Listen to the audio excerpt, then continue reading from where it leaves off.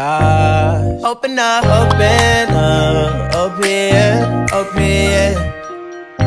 Cold as ice and cold. Hi, my name is Herrera. And my name is Fernando. And we are at San Luis Park in the area of Tundra. Let's start with this adventure.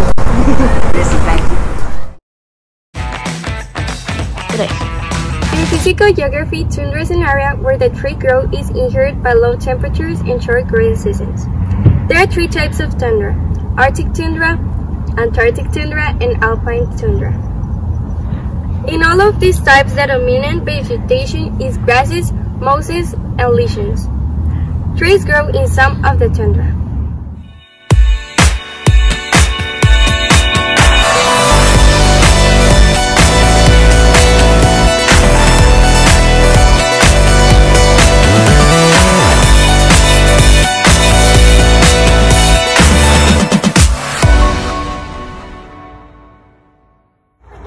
Guys, and now we're in the Arctic area, ready to go and enter to see more of the tundra animals that they can show us. Come on. The ranger exhibit was made possible by a gift from the state of Carly Asbury. And the landscaping for the polar bear plunge was made possible by a gift from the state of Blancha A. Ross. In fact, the growing season only from 50 to 60 days. During the winter season, the average temperature is minus 34 degrees Celsius. And during the summer season, the temperature is 3 to 12 degrees Celsius, which is when the most wildlife can be seen. The yearly precipitation is a mere.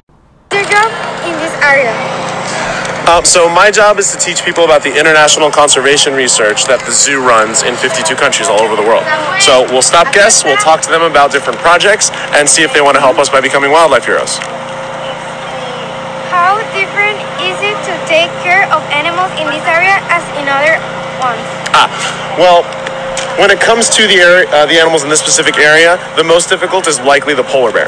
The polar bears are very large animals, so they need a lot of space. They are technically considered marine mammals, so they need the water as well. And they have a very diverse diet, so they need to be provided with meat, sometimes even live fish, and they also have fruits and vegetables added into their diet. And then the most difficult part is that they can be very dangerous. So we never allow animals and people to be in the same area at the same time. We use what's called protected contact, especially in the case of polar bears that could be dangerous to people. So we have to make sure that we're not getting too close to them, and also we're taking care of them as best as we can. So it can be very challenging to keep animals like polar bears. Definitely the most difficult in this area. Another one. It is difficult to control the animals so they don't feel like captured. Well, the nice thing about our zoo is that we're called an AZA accredited institution. The AZA, they have requirements for every single different species that's held by any zoo that's accredited by them. So when it comes to making animals feel like they're animals that are here, most of them have been born here or born at another AZA institution. So they pretty much only know the managed care life. Now, thankfully, we have a lot of space and a lot of different resources. To take care of the animals. Do they have special treatment? Special treatment? Treatments. What do you mean? Like, they are special, like... Animals that are here in an AZA accredited institution, as opposed to the ones that are out in the wild, they're getting free health care. They're getting free food every single day. They're getting freedom from predators, so no one will attack or hurt them. And they have access to mates whenever they want or need. So it's actually a really good life to be in an AZA accredited institution. But, of course, the goal always is to have our animals, especially if they're endangered species, to be successful, happy, healthy breeding in the wild where they belong. It's just that that's not always realistic because in the wild, things are hurting them.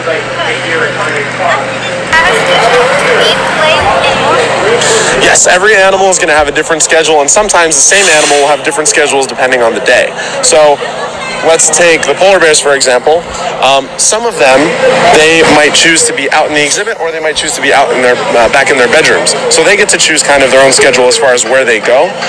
And when it comes to feeding, usually we don't feed the polar bears in public view because they'll eat a lot of meat, and sometimes they can be food aggressive. And so that's not something that we want people necessarily to see. So it just depends. Every animal is going to have a different schedule, and every animal in every different area is going to be taken care of by different people. How do animals end up in the zoo? So like I said, most of them, probably 99%, are either born in an AZA accredited institution, so they're born here, or they're born at another AZA institution and then they're transferred here, because we need to move them for breeding purposes, especially the endangered species.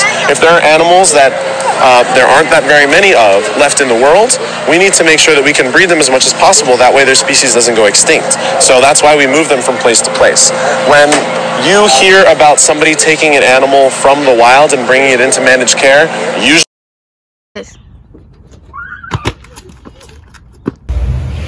Thank you so much for being with us in this fantastic adventure at San Diego Zoo Park. We hope you like it. Ay, pero sería. Ay, te va a picar. ¡Sal corriendo!